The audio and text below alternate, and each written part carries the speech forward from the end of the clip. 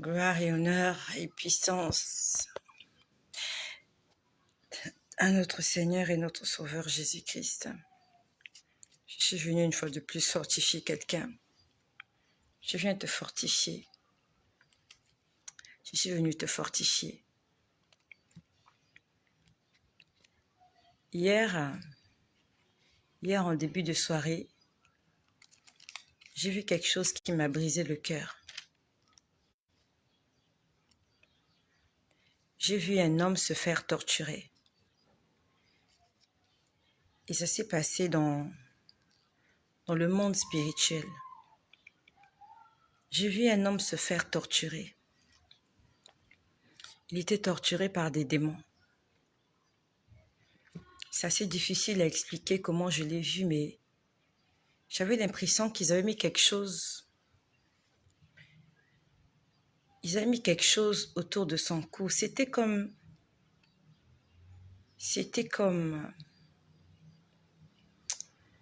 J'ai du mal à expliquer cela. C'était un outil de torture. C'était un outil de torture. Et cet outil-là, je ne sais pas qui l'a fabriqué. Honnêtement. Et le Seigneur m'a révélé que c'est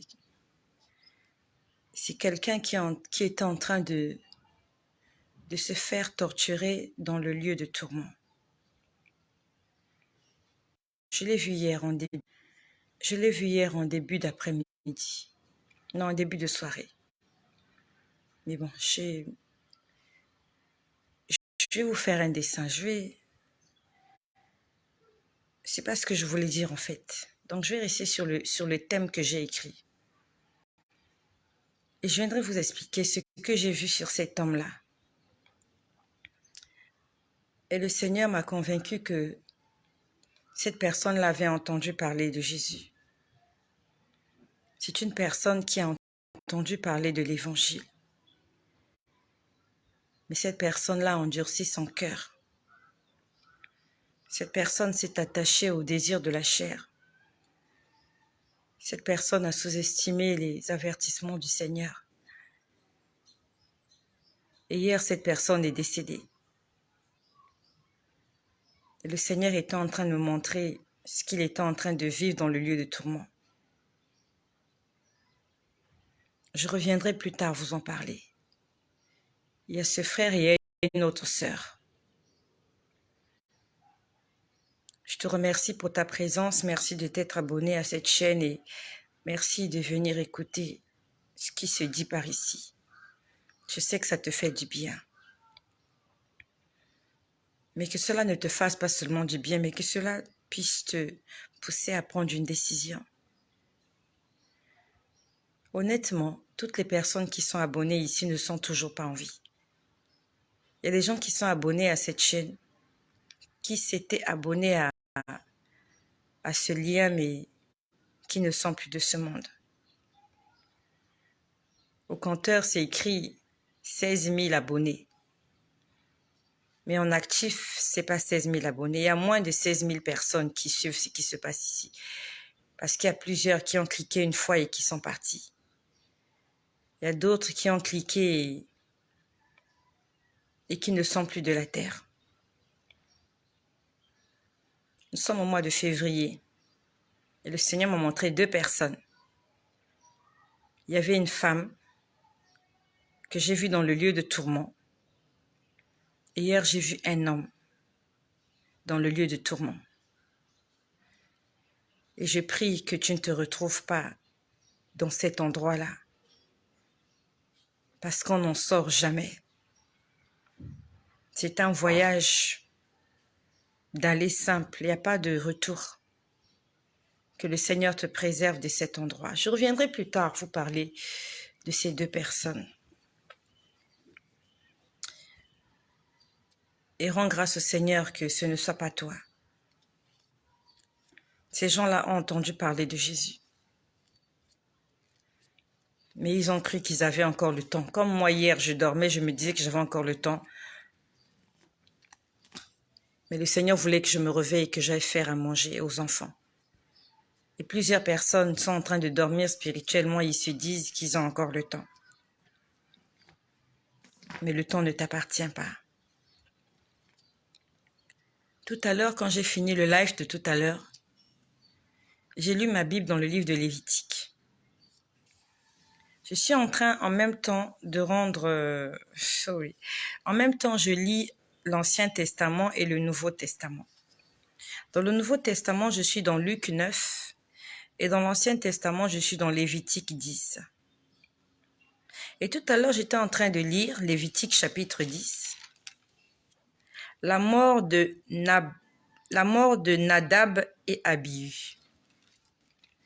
Nadab et Abihu étaient les fils de Aaron. Quand le Seigneur avait instauré le ministère du sacerdoce, le tabernacle avait été construit, la tente d'assignation, on en a parlé, et Dieu a demandé à Moïse de oindre Aaron, et toute la lignée de Aaron devait être consacrée pour servir le Seigneur. On leur a confectionné des vêtements spéciaux afin qu'ils puissent exercer leur ministère. On les avait oints. Moïse les avait oints, les avait bénis. Et la dernière fois, on a parlé de comment ils ont commencé leur ministère sacerdotal. On leur a demandé de sacrifier des béliers, des boucs. On en a parlé la dernière fois. Et depuis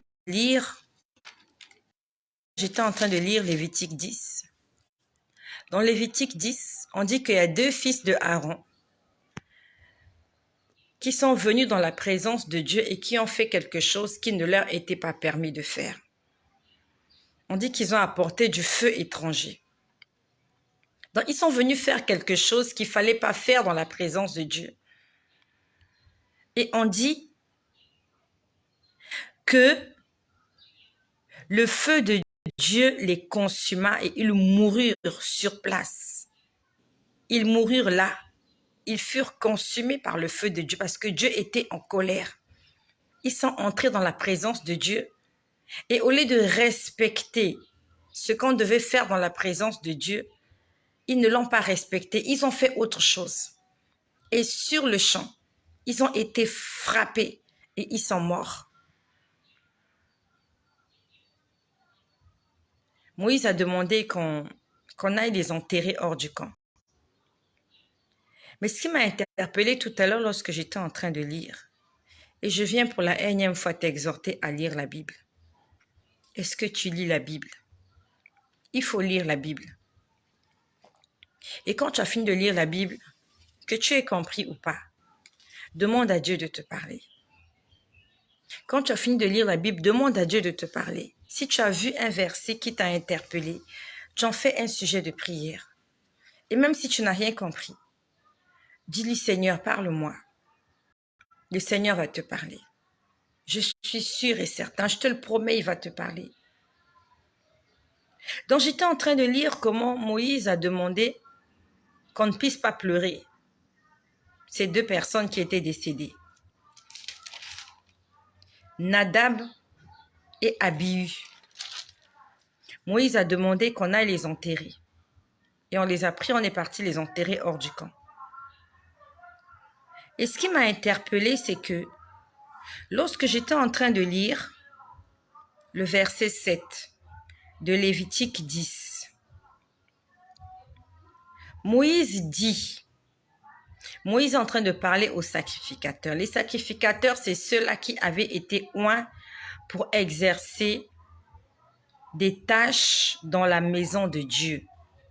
Aujourd'hui, on peut les appeler prêtres, on peut les appeler pasteurs, on peut les appeler tous ceux qui travaillent dans la maison de Dieu. En ce temps-là, on les appelait les sacrificateurs. Dans l'Ancien Testament, c'était les sacrificateurs.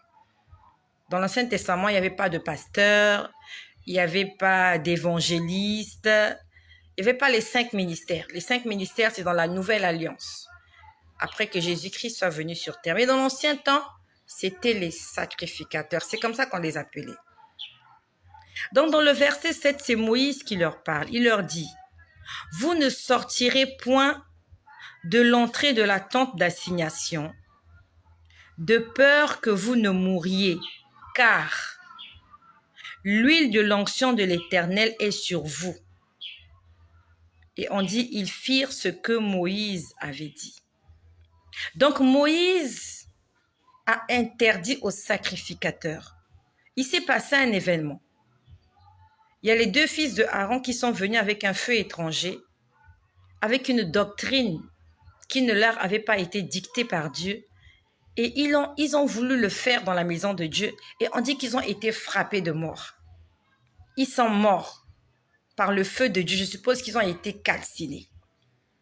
Et Moïse a demandé qu'on prenne leur corps, qu'on aille les enterrer hors du camp. Et Moïse a interdit aux sacrificateurs de pleurer ceux-là qui étaient morts. Et il leur a dit, vous ne sortirez point de l'entrée de la tente d'assignation, de peur que vous ne mouriez, car, conjonction de coordination, car l'huile de l'onction de l'Éternel est sur vous. C'est comme s'il voulait leur dire, comme vous êtes consacrés, il vous est interdit d'être comme les autres. Vous ne devez pas ressembler aux autres. Vous ne devez pas faire ce que les autres font. Vous êtes comme un peuple mis à part. Vous êtes comme une tribu mise à part. Et il leur a dit, vous ne devez pas sortir de l'entrée de la tente. Vous devez rester là. Parce que vous avez l'huile de Dieu sur vous. Et l'huile, c'est l'onction. L'huile, c'est le Saint-Esprit. Donc, c'est comme si on était en train de dire à quelqu'un, comme tu as le Saint-Esprit sur toi, tu dois rester dans la maison de Dieu. Si tu sors de la présence de Dieu, si tu sors de la maison de Dieu, tu vas mourir. Ça, c'est celui qui a l'huile. Tu n'as pas le droit de sortir de la présence de Dieu, sinon tu vas mourir. Et d'autre part, lorsqu'on remonte plus haut, quand on voit la mort des enfants de Aaron, ils avaient aussi l'huile sur leur tête.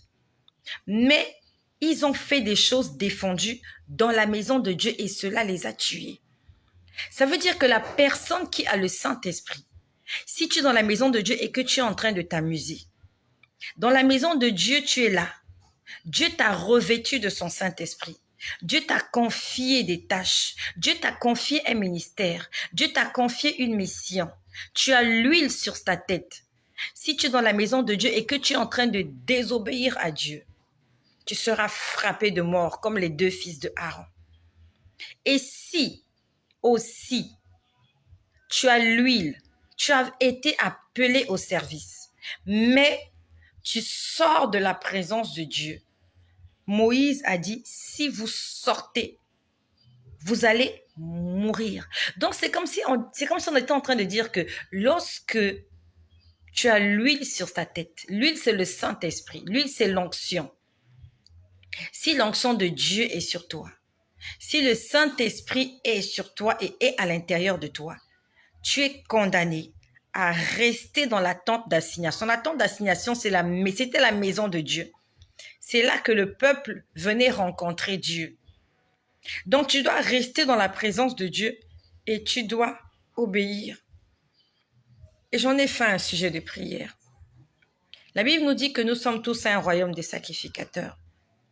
Dans l'Ancienne Alliance, dans l'Ancien Testament, il n'y avait qu'une tribu qui avait été choisie pour exercer le ministère dans le tabernacle. Mais après la mort de Jésus, nous sommes tous appelés à exercer des fonctions dans la maison de Dieu. Donc aujourd'hui, nous avons tous l'huile sur nous. Nous sommes appelés au service. Non seulement nous, mais toute notre lignée, tous nos descendants. Parce que lorsque Dieu avait choisi Aaron, Dieu l'avait choisi avec tous ses fils, tous ses enfants, toute la descendance d'Aaron était condamnée à travailler dans le tabernacle. Et aujourd'hui, chacun de nous est un sacrificateur. Et notre lignée, tous nos enfants sont condamnés normalement. C'est comme une alliance. Ils sont condamnés à exercer une fonction dans la maison de Dieu. Et j'en ai fait un sujet de prière. J'ai dit, Seigneur, je sais que ton huile est sur moi. Je sais que tu m'as appelé à te servir. Je lui ai dit, de la même façon que tu as appelé Aaron et ses enfants et que tu leur as donné des recommandations. Je lui ai dit, Seigneur, j'aimerais rester dans ta présence. J'aimerais rester dans l'attente. Et non seulement moi, mais avec mes enfants. Je lui ai dit, aide-moi. Aide ma lignée, aide ma descendance. Aide-nous à rester dans ta présence et à obéir à tes commandements. Et pendant que j'étais en train de prier, Jésus-Christ est merveilleux. Jésus-Christ peut t'enseigner. Le Seigneur enseigne.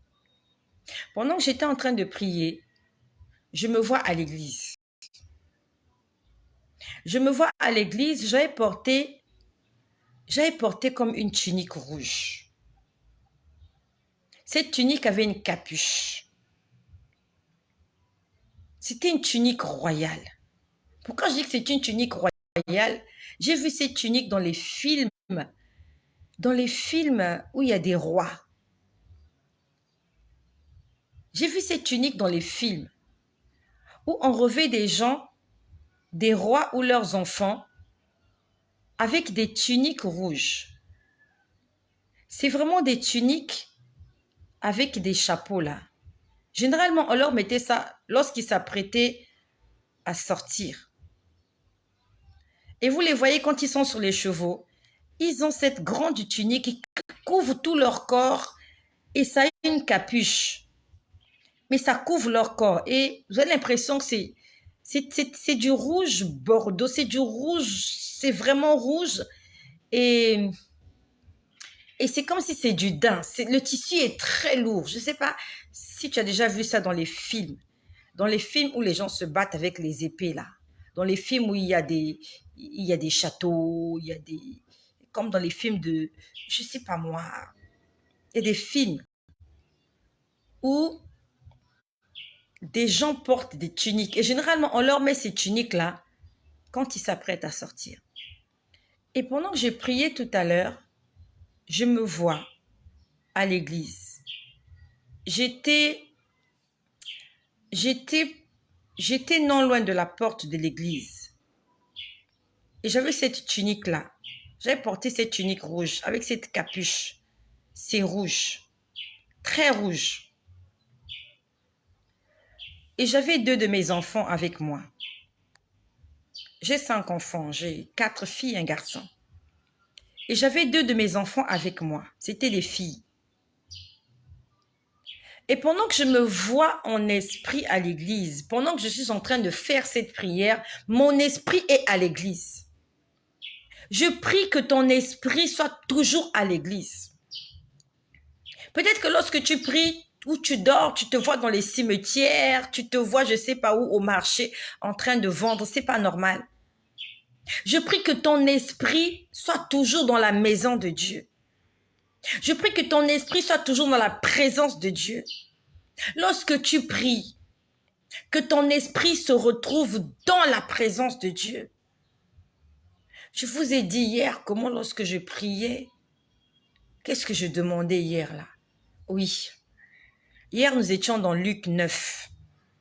Je vous disais que je priais par rapport au verset qui disait que Jésus rassembla ses disciples et il leur donna la force et le pouvoir sur tous les démons et la puissance de guérir les maladies. Et quand j'en ai fait un sujet de prière hier, je vous ai dit que je me suis vue à l'église. J'étais là debout en face de la chaire. Il y avait un homme qui était en train de prêcher. Il avait porté un vêtement comme celui que j'ai là, couleur kaki. Et cet homme s'approche de moi, il pose sa main sur ma tête, il me dit « reçois ». Il me dit « reçois le Saint-Esprit ». Et aujourd'hui, quand je priais, je me retrouve encore à l'église. Sauf que je n'étais pas seule, j'avais mes 2 filles avec moi. Et je vois quelqu'un s'approcher de moi. C'est comme si je m'apprêtais. En fait, je ne sais pas, j'étais debout.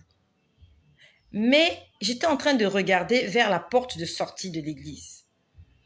Et il y avait des gens devant la porte.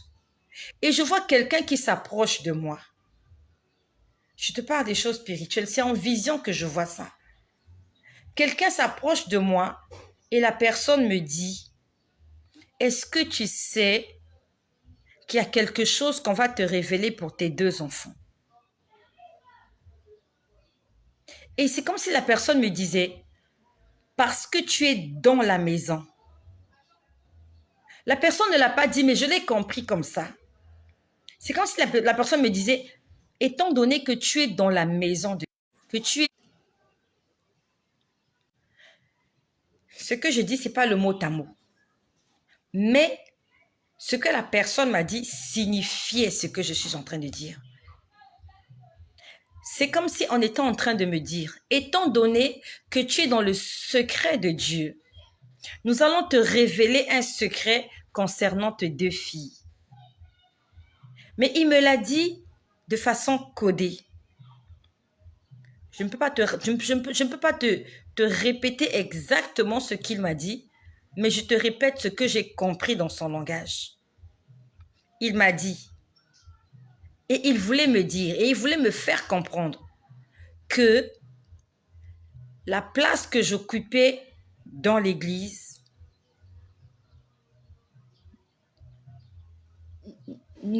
comment je peux dire, que vu que j'étais dans la maison de Dieu, qu'il ne pouvait pas ne pas me dire quelque chose sur mes 2 filles.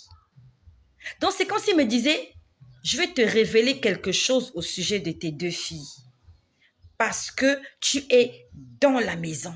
Et je me voyais là debout, j'étais debout, j'avais tenu mes 2 filles, l'une sur mon côté droit, l'autre sur mon côté gauche.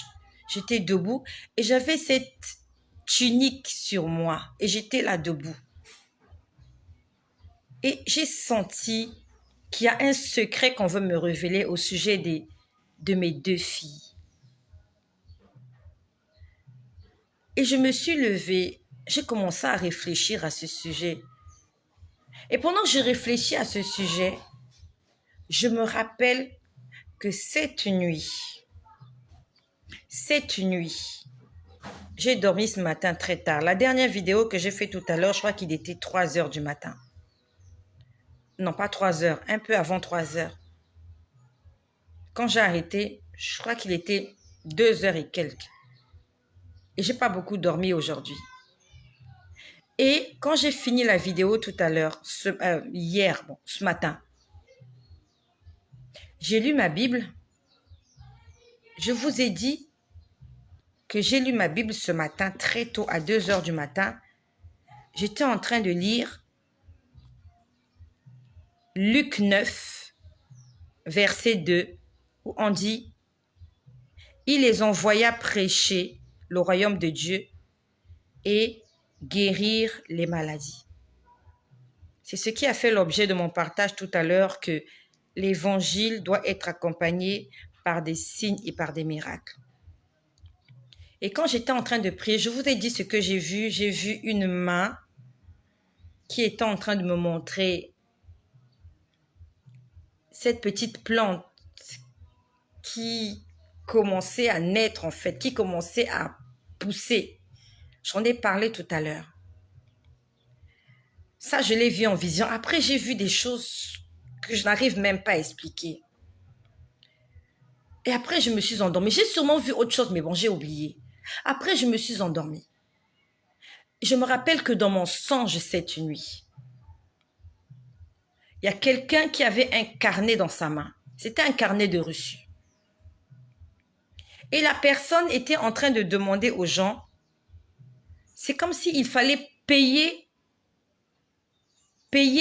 ou des taxes ou des impôts, mais il fallait payer quelque chose pour les enfants. Donc c'est comme si vous ne payez pas, votre enfant n'aura pas accès à quelque chose. Et la personne, c'était un homme.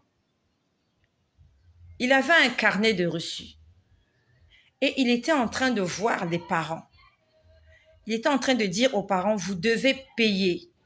Si vous ne payez pas pour vos enfants, il y a quelque chose qui va arriver. Je prends l'exemple. Si tu as mis un enfant, si tu as mis tes enfants, ton fils ou ta fille à l'école privée, à la fin du mois, ou chaque trimestre ou chaque année, il y a des frais scolaires qu'il faut payer. Et si tu ne payes pas ces frais scolaires, l'enfant sera expulsé des cours. Ça ressemblait à ça. Sauf que je ne sais pas, est-ce que c'était pour l'école ou quoi, mais je sais que le monsieur disait et il menaçait les gens. Il était en train de menacer les gens. Il disait aux gens, si vous ne payez pas, si vous ne payez pas, il y a quelque chose qui va arriver à vos enfants. Ça, c'est dans mon songe, en fait. Et cet homme-là m'a suivi une fois. Je n'ai pas voulu payer. Je me suis dit, je ne paye pas. Je suis allée quelque part et quand je revenais, il est encore venu me montrer le carnet. Il m'a dit, il faut que tu payes. Et il a ouvert le carnet. Il y avait 2 feuilles. En fait, il y avait 2 endroits. Il y avait la page de gauche et la page de droite. Et chacune des pages correspondait à mes filles. Il y avait une page où il y avait le nom de toutes mes filles. Et il y avait l'autre page où il y avait le nom d'une de mes filles. Et c'était écrit en rouge. En fait, non, c'est pas écrit en rouge. C'est le montant qui était écrit en rouge. Et pour chaque page, il fallait que je paye 3 000 francs. Et le monsieur m'a donné, c'est bizarre, les noms des autres enfants étaient écrits au stylo bleu. Mais moi, ma page qui concernait mes enfants, dans leur carnet là, c'était écrit en rouge. Il avait écrit 3 000 francs ici, 3 000 francs de l'autre côté. Et c'est comme si les noms étaient écrits là, mais c'était brouillé. Mais il fallait que moi, je confirme les noms des enfants. Et cet homme-là m'a donné le stylo rouge. Il m'a dit, écris le nom de tes enfants. Je lui ai dit, j'ai pas d'argent. Il m'a dit, regarde le prix que je t'ai donné. Ça se passe dans mon songe.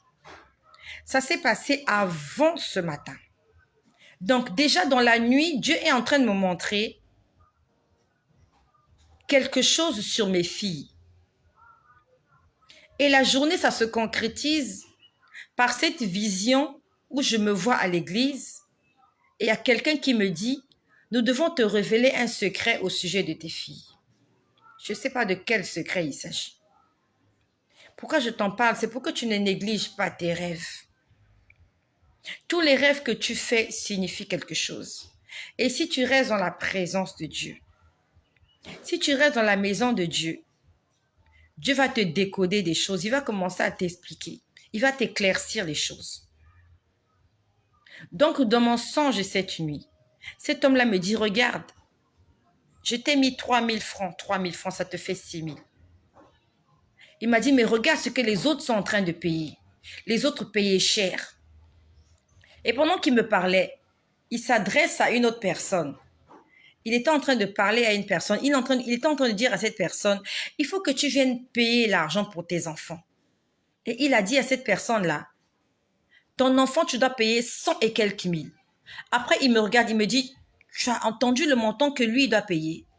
Il doit payer 100 et quelques mille pour un enfant. Mais il me dit, toi, je t'ai fait pour chaque page 3 000 francs. Donc, c'est comme si on me disait, on t'a fait une faveur. Il y a quelque chose qui va arriver, il faut que tu payes quelque chose, mais tu es différent des autres. Je ne sais pas pourquoi les noms de mes filles étaient écrits au bic rouge. Je ne sais pas. Je n'en sais rien. Mais je sais que Dieu veut faire... Il y a quelque chose. Il y a quelque chose avec mes filles. Et je vais en faire un sujet de prière. Je vais prier. Je vais prier pour mes enfants. Je vais prier aussi pour tes enfants. Mais je te prie de m'accompagner dans cette prière d'intercession. Que nous puissions prier pour nos enfants. Afin que rien de mauvais leur arrive. Nous allons prier afin que nos enfants soient admis dans le sacerdoce, qui travaillent dans la maison de Dieu. Nous allons prier pour notre progéniture. N'attends pas le pire pour commencer à prier et jeûner pour ta maison. Ça se passe maintenant. Je t'ai dit que j'ai vu un carnet. Et ce carnet-là, il y avait les noms des enfants écrits dessus. Et chaque parent devait payer. Chaque parent devait payer. Et quand tu payes, ils signent, ils mettent le cachet payé. C'est comme si c'était un droit d'entrée, un accès à quelque chose. C'est comme si tu avais soldé une dette. Honnêtement, je ne sais pas pourquoi est-ce que j'ai rêvé ça.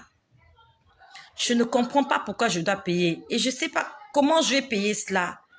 Mais j'ai juste compris qu'on m'a fait une faveur. Et les noms de mes enfants étaient écrits en rouge. Je ne sais pas pourquoi c'est écrit. Vous savez, quand quelque chose est écrit en rouge, ça interpelle. Quand les écrits sont bleus, mais quand c'est rouge, leur couleur rouge, c'est la couleur de l'interpellation. Je ne sais pas pourquoi. Et aujourd'hui, ce matin, ce midi, on veut me révéler un secret sur les enfants. Je ne sais pas. Et je prie que la main de Dieu soit sur nos enfants. Que la main de Dieu soit sur tes enfants. Je ne sais pas où sont tes enfants. Est-ce qu'ils sont dans ta maison? Est-ce qu'ils sont à l'étranger? Est-ce qu'ils vivent? Je ne sais pas là où ils vivent. Mais ma prière est que le Seigneur protège nos enfants. Où qu'ils soient, ils se promènent dans les rues, ils vont à l'école, ils vont rendre visite à leurs amis, ils entrent dans des endroits peu recommandables. Que le Seigneur assiste nos enfants. Donc le songe disait il fallait que je paye quelque chose et c'était une maudite somme. C'était rien en fait qu'il fallait payer. Et pendant que j'étais en train de penser à tout ça, quand j'étais dans la cuisine tout à l'heure à midi, j'étais en train de faire le déjeuner, je me suis souvenu de ce que j'ai dit tout à l'heure sur l'huile. Tout à l'heure, j'ai parlé de la veuve qui était allée voir Élisée et qui était allée se plaindre chez Élisée. Elle allait dire à Élisée, mon mari, ton serviteur, est mort et il a laissé des dettes. Donc son mari était mort et avait laissé des dettes. C'est une histoire qu'on peut lire dans la Bible. Ce prophète-là était mort, il avait laissé des dettes. Et après sa mort, les créanciers, donc les personnes à qui il devait de l'argent, sont venus voir sa femme. Mais sa femme n'avait pas de moyens pour payer les dettes que son mari avait laissées. Et ces créanciers-là ont voulu prendre les enfants en otage. Donc, les enfants allaient devenir esclaves de quelqu'un parce que le papa avait laissé des dettes. C'est une condamnation. L'esclavage, c'est une condamnation, c'est un emprisonnement. Et les enfants de cette femme allaient être prisonniers, allaient être esclaves à cause des dettes de leur père. Et elle allait voir le prophète. Le prophète lui a dit, qu'est-ce que tu as chez toi? Elle a dit, j'ai de l'huile. Et tout à l'heure, on a parlé de l'huile. Moïse a dit au sacrificateur, étant donné que vous avez l'onction de Dieu sur vous, l'onction de Dieu, c'est l'huile. Lorsque Dieu envoyait un prophète oindre quelqu'un, il amenait de l'huile, consacrer quelqu'un, c'était de l'huile qu'on mettait sur la tête de la personne. Et Dieu demande, pas Dieu, Élisée demande à cette femme, qu'est-ce que tu as chez toi? Cette femme dit, j'ai un peu d'huile. Et l'huile, c'est le synonyme de l'onction. Donc, c'est comme si cette femme disait, j'ai un peu d'onction.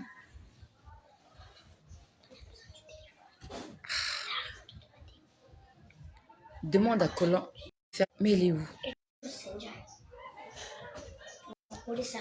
Prends ta tablette, fais avec ta tablette, s'il te plaît.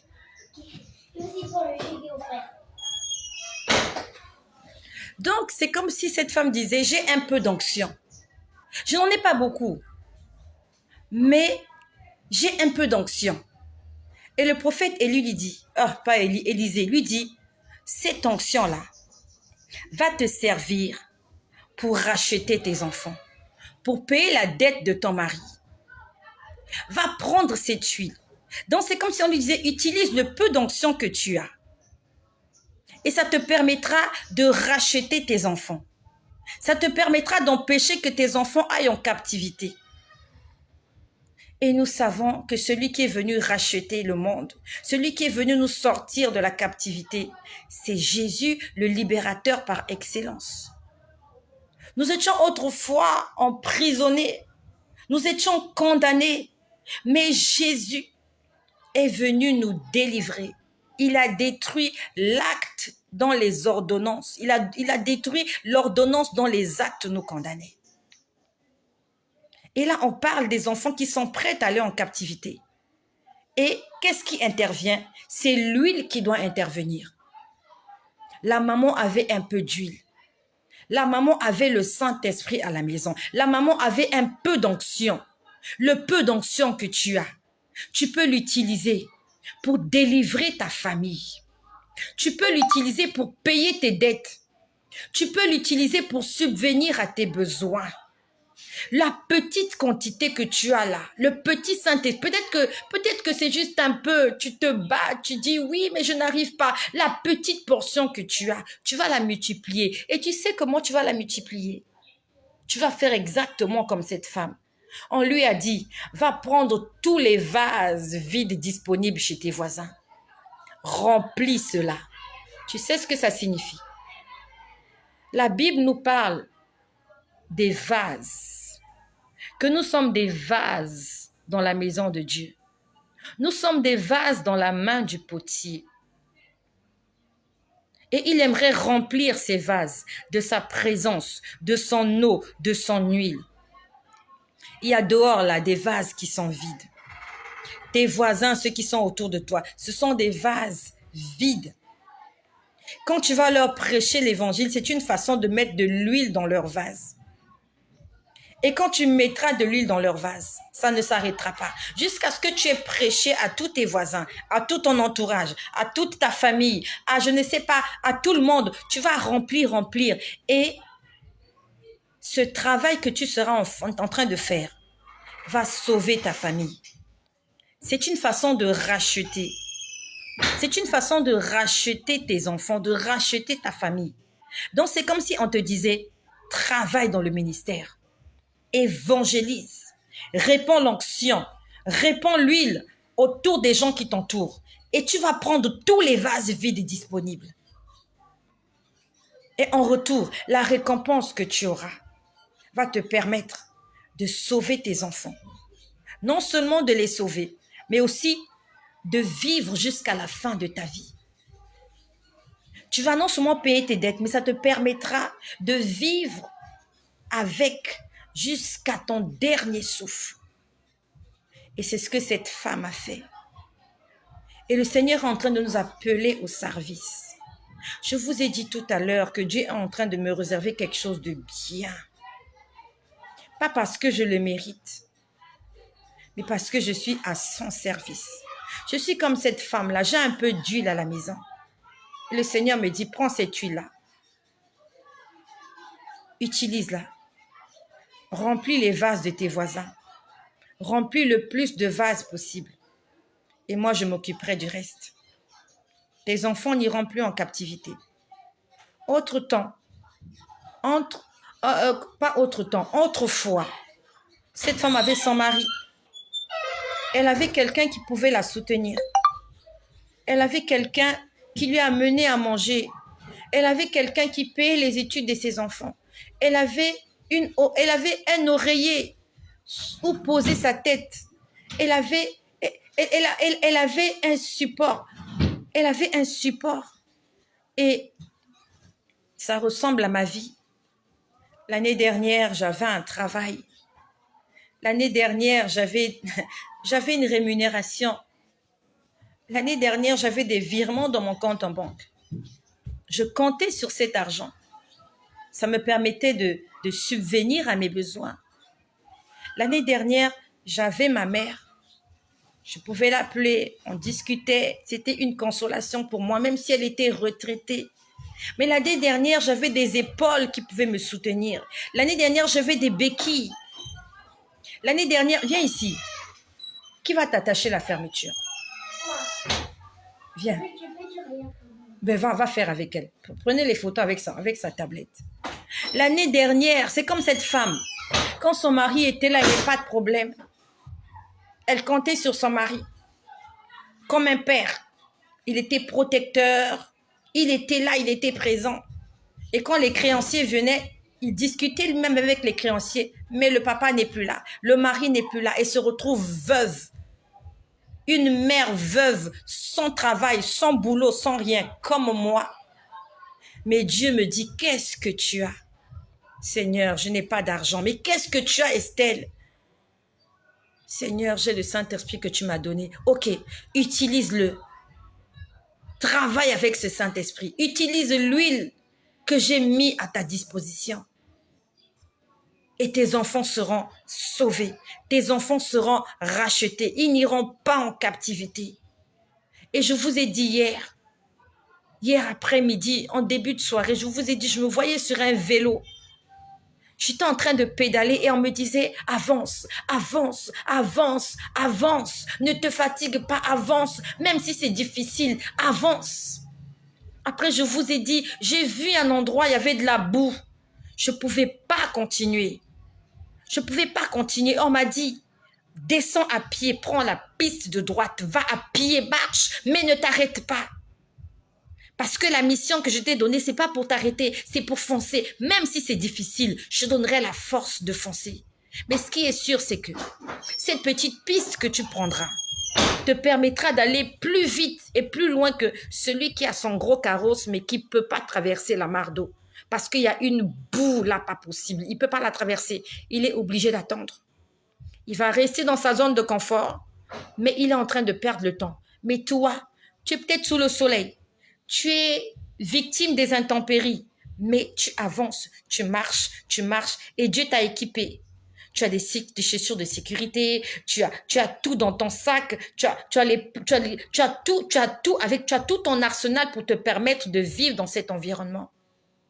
Le Seigneur est en train de me parler et peut-être qu'il est en train de te parler aussi. Peut-être que quelque part dans le monde spirituel, tes enfants sont bloqués, sont liés. Peut-être qu'autrefois, comme cette femme, tu avais une source de subsistance, tu avais une épaule pour te soutenir, tu avais un travail, tu avais un mari, ton père était en vie, et là tu te retrouves orphelin, tu n'as plus rien, tu ne sais pas quoi faire. Qu'est-ce que tu as avec toi? Qu'est-ce que Dieu a mis à ta disposition? Comme Élisée a posé la question, qu'est-ce que tu as? C'est la question que Dieu te pose aujourd'hui, qu'est-ce que tu as? Aussi petite soit-elle cette chose, utilise-la pour la gloire de Dieu. Dieu va multiplier. Prends les vases vides, récupère, fais l'inventaire de tous les vases qui sont autour de toi. Remplis les vases, remplis-le d'huile. Ne le remplis pas de boue, ne le remplis pas de terre, ne le remplis pas de déchets. Prêche l'évangile. La Bible nous dit que l'ouvrier mérite son salaire. Le Seigneur va te récompenser. Il y a quelque chose sur mes enfants. Je ne sais pas ce que c'est. Mais je crois que cette histoire de cette veuve, c'est mon histoire. Autrefois, je ne m'inquiétais pas comme maintenant. Mais aujourd'hui, quand un enfant me dit qu'il a mal à la dent, je suis stressée parce que je n'ai plus d'assurance maladie. Aujourd'hui, il y a des choses que je ne peux plus faire. Parce que je ne peux plus prendre des crédits en banque. Je ne peux plus. Et je compte sur le Seigneur maintenant. Je suis comme cette femme. Je suis allée me plaindre auprès du prophète par excellence. J'ai dit, Seigneur, si tu n'interviens pas, ils vont prendre mes enfants et je me retrouverai toute seule. Et c'est ce que Dieu est en train de me dire. Qu'est-ce que tu as avec toi? Seigneur, je n'ai rien. Réfléchis bien. Réfléchis. Tu as quelque chose. Cette petite chose-là, je vais l'utiliser. Dieu veut utiliser cette chose que tu as. Si c'est le souffle de vie, Dieu veut utiliser le souffle que tu as pour sa gloire. Commence à utiliser la vie que tu as pour la gloire de Dieu. Sers Dieu avec ton cœur, avec ton âme, avec ton esprit. Il va délivrer ta maison. Il va libérer ta maison. tu resteras dans la présence de Dieu. Il va te révéler les choses cachées. Comme on me l'a dit tout à l'heure, qu'il y a quelque chose qu'on doit me dire au sujet de mes filles. Je ne sais pas à quoi correspond le carnet que j'ai vu. Je ne sais pas la somme de 3 000 francs que je dois payer. Pourquoi je dois payer ça? Ça correspond à quoi? Mais c'est sûr que c'est une dette. Il y a sûrement une réclamation. On est en train de me réclamer quelque chose. Mais le Seigneur me dit, ne crains rien. Je suis avec toi. Vous voyez comment, d'un simple rêve, d'une simple lecture biblique, regardez comment Dieu est en train de m'enseigner. J'ai fait le songe la nuit, je l'avais oublié. Mais tout à l'heure, quand je lis, on parle de l'huile. Et quand je prie au sujet de l'huile, je me vois à l'église. Je ne suis pas seule avec mes enfants. Et on me dit qu'on doit me révéler quelque chose sur les enfants. Et après, je reviens à ce que j'ai dit tout à l'heure, cette femme pour l'huile. Regardez comment Dieu est en train de rassembler les puzzles. Comment il fait pour les rassembler? Lorsque tu restes à ses pieds, il t'enseigne. Tu as l'impression que c'est compliqué ce jeu de Scrabble. Il va t'expliquer comment on joue au Scrabble. Il va t'expliquer comment on joue aux mots cachés, à tous ces mots-là. Il va t'expliquer comment on joue au Monopoly. Peut-être que c'est compliqué pour toi. Reste au pied de Dieu. Il va t'expliquer. Et je vais en faire un sujet de prière. Je vais commencer à prier pour mes enfants, pour mes filles, dès aujourd'hui, dès maintenant. Quand je vais couper la vidéo, je vais demander à Dieu de me révéler qu'est-ce qui se passe avec mes filles. Qu'est-ce qu'il faut que je fasse? Est-ce qu'il y a quelque chose de spécial que je dois faire? Est-ce qu'il y a une réclamation quelque part? Et s'il y a une réclamation, comment je fais? Et si mes enfants doivent aller en captivité, comment je fais? Je vais commencer à prier à ce sujet aujourd'hui. Je te laisse imaginer si je n'étais pas connectée au Seigneur. Qui allait me révéler tout ça?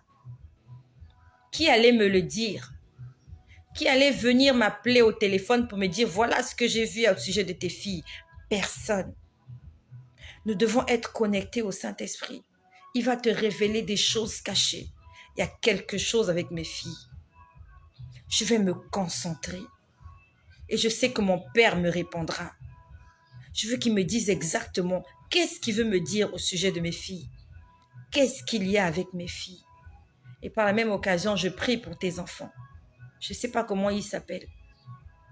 Tes filles, tes garçons. Si tu n'en as pas, tes futurs enfants. Je prie pour eux. Ta future épouse, ton futur mari.